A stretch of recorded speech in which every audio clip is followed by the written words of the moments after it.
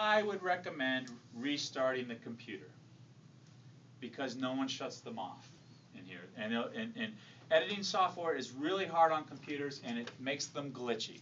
And computers that are glitchy, you can lose work. So while I was plugging stuff in, if I was going to do anything that I really cared about, I would restart it.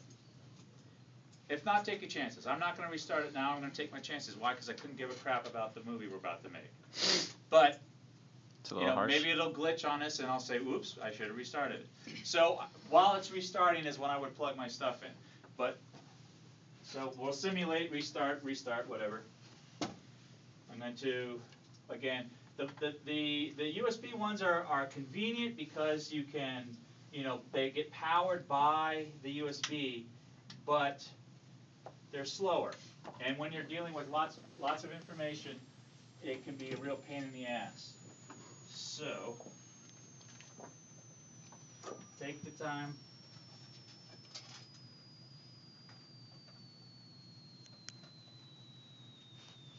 Taking time saves time in the end. Again, I can't also, and if I was chewing gum right now, my head would explode. I can't multitask, so I will try to talk and do this at the same time, but I'm bad. Okay, so I've got my hard drive plugged in. Now I need to plug in. We shot on that camera. The nice thing, if you shoot on the camera that the school has, when you plug it into this, it'll come up as a hard drive, and we have all the codecs loaded for those cameras, so it'll be recognized immediately without you having to mess around. Who's got the camera? Who brought the camera down? Thank you, sir. So, next step.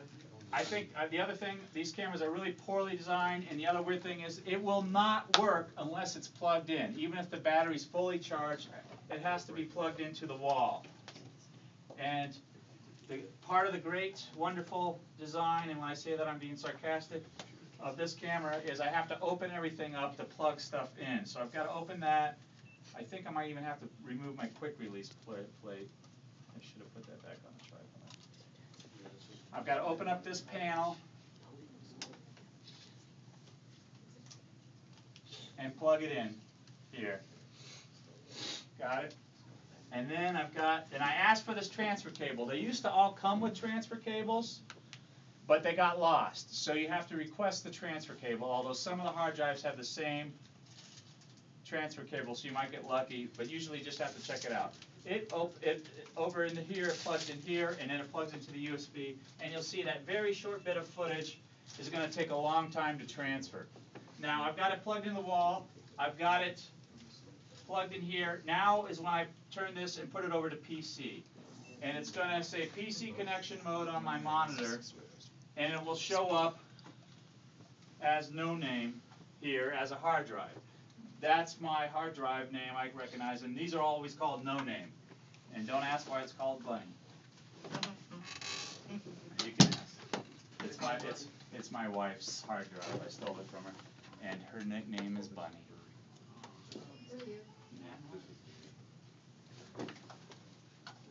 That's what happens. Okay, so I'm plugged in. I'm finally ready to go. Step one. Anyone? Corey?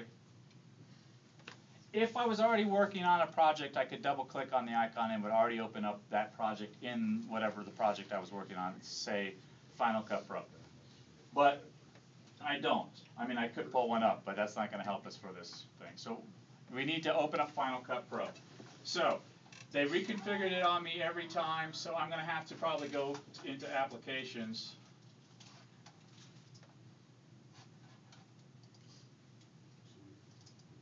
And find Final Cut Pro, which is here. See now, and if I was running this joint, Final Cut Pro would be down here, which is where it should be, and I don't know why it's not, but I'm going to leave it here because I like breaking the rules. And even though someone will say, why is that down there? So it should be here. I'm going to click it up, double click it. It's going to open. Everyone knows this stuff. This is basic computer stuff, right? Got it? So open up Final Cut Pro. Okay, so you've got your hard drive plugged in. You've got your computer, which is recognized as a hard drive. You open up the application. Here's Final Cut Pro. Now, what's the first thing you're going to do? Import. System settings. I'm cheating a little bit here, I'm sorry. No, it's good. You're absolutely wrong. And you have just failed. Because what, if you import, where is it going to import to? Your scratch drive. Well, yeah, that's the problem, is you haven't set the scratch drive. Oh. So the absolute first thing you're going to do is set the scratch drive. Hold on a second. Think about it for a second. Set the scratch drive. The what? Set the scratch drive. You got it? Who is someone yelling? Shut up out there. Set the scratch drive. Well, even if you don't set it, it ain't gonna let you import it. Well, no, it will. It's just gonna set. It's gonna be set somewhere else that you don't know. I guarantee this scratch drive is set to something right now. It's just not set to where I need it to go. And what's gonna happen is you're gonna do this big project, and you're gonna unplug your hard drive, and you're gonna go away, and you're gonna think, great, I'll finish it tomorrow, and you plug it back in tomorrow, and it's not there. It's on the computer you left it, except for guess what? They erase these computers like every night. So it's not there. It's gone. And if you turn the camera back in and the person took my advice and reformatted the card, it's gone. So all the filming done's gone. So you got to remember the first thing, set your scratch drive. Now how do you do that? Simple. You go to Final Cut Pro. You click on that, you go to System Settings. See that right down there? Click on that. The first thing that's going to come up is scratch disks. Now, if I hadn't done this step, it would have recorded to Macintosh HD users. That's going to get erased tonight. This button, and I say Set. And it comes up my options, and I find my hard drive. I click on it. I choose it, and then it says it right here. I only have 6.4 gigs left on Bunny Backup. And I say, OK, because that's where I want it to go, my hard drive. And now everything I import will be imported here and not in here. If it was imported here, it's probably going to get lost. You have to put it on your hard drive. These are community, use. So if you don't put it on your hard drive, it's gone. Yeah, it takes a long time to transfer. So it does increase speed. I mean, at home, it was one of the things I would forget to emphasize early on when I was teaching these classes, because at my system, I put it into my hard drive. It was one step I didn't have to worry about because it was my own system, and no one was allowed to touch my computer but me. So I've learned to yell, set your scratch drive, because it's a huge nightmare. You spent a lot of time getting this footage, and then to have it just go away, it's one of those things that you won't do it again because it's a lesson learned. But let's try to avoid that. So you're going to set your scratch disk. It's set. I know that's where it's going to go. Now you can get fancy if you want. I, for instance, like to work from the standard setup, and I don't deviate, but I can go to my window and I can arrange things if I want. Custom layout, blah, blah, blah. I'm just going to hit standard, and it's going to give me my standard layout, and that's what I just like to keep things simple. So I'm ready. I am now ready to import. But what you're going to have to do is in order to import, you go to File, you go down, and it's not called Import. It's called Log and Transfer. Now, if I filmed on tape, I would be capturing because it has to be digitized, and that's what those advanced stations are for with the tape decks. But when it's the kind of camera that records to a disk, it reads it as a hard drive, it's called Log and Transfer. So I hit File, I go down to Log and Transfer, and it's going to open up a window, and because it's a school camera and a school computer and all the codecs are loaded in, it recognizes it, and it's all there already. And it's right there in my window. If you use your own camera and you try to edit here, you may or may not have problems. You might have to import codecs. You might have to have someone come and help you.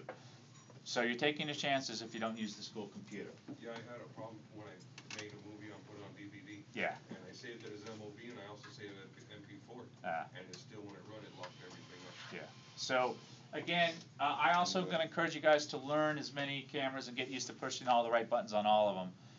this camera you're going to use for this class, and then you move on to the good cameras. So, again, it's just a good habit just to be adventurous with technology. It's one of my weaknesses. So, overcome it. You're an 80s guy.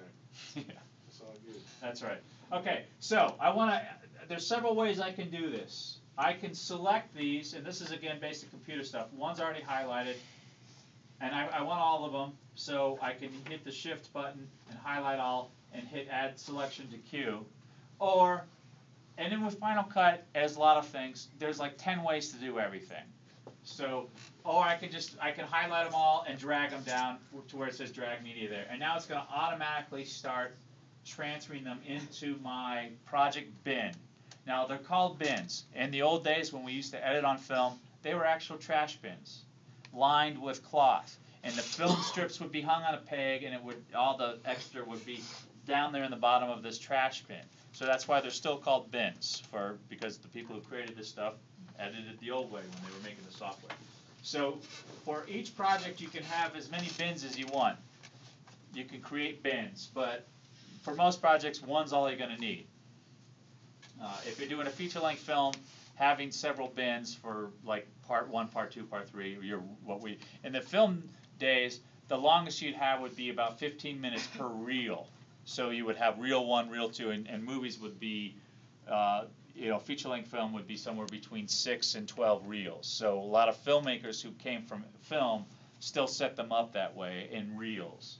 And so you could have your bins, reel 1, reel 2, reel 3, for a longer project. For a short project, you're probably just going to have one. And it's going to take, so even though those were like just a few seconds long, each one, you saw me filming them, it still took a little while. This one's 38 seconds, and it's part of it is because it's going through a USB instead of a FireWire. Yeah, Sundays took 25 minutes just to put on there. Yeah. That was only an hour and 20 minutes. We didn't get the full 2. Yeah, it takes a while. Okay, so I'm done. Right now I can look at my bin and I see I've got, and it's renamed my clips, but I'm just going to have to assume those are the right ones. So instead of clips 1, 2, 3, 4, 5, and 6, I've got 39, 40, 41, 42.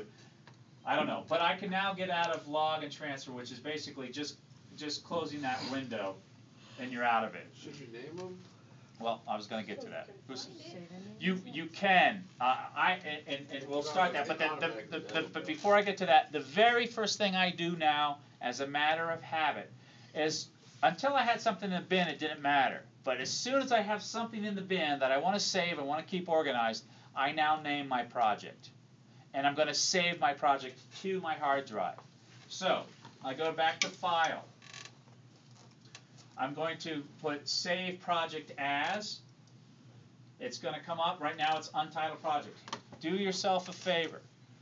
Name everything and be consistent. If you get lazy, the next thing you know, you're going to have a hard drive filled with untitled project. And you're not going to know which untitled project you're working on at the moment or trying to find footage from. So name them something that you're going to remember. I'm going to call this VP 111 111. Let's see, and it's spring 11.